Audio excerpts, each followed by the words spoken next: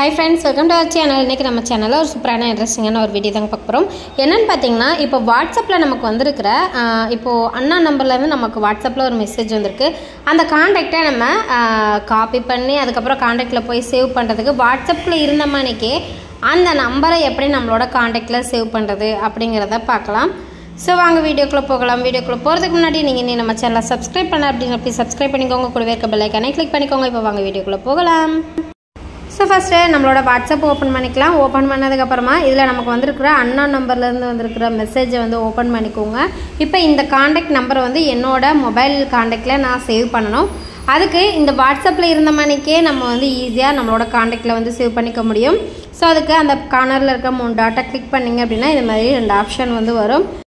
இதுல add to contact அப்படிங்கற அந்த ஆப்ஷன் வந்து கிளிக் பண்ணிக்கோங்க. கிளிக் பண்ணதுக்கு அப்புறமா இதுல create new contact அப்படிங்கறத செலக்ட் பண்ணிக்கோங்க.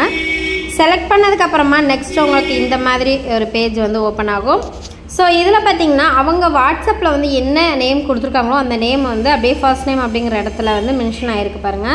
இத வந்து அப்படியே எரேஸ் பண்ணிட்டு நீங்க எந்த நேம்ல வந்து உங்களோட மொபைல் கான்டாக்ட்ல சேவ் பண்ண போறீங்களோ அந்த நேமை வந்து டைப் பண்ணிக்கோங்க.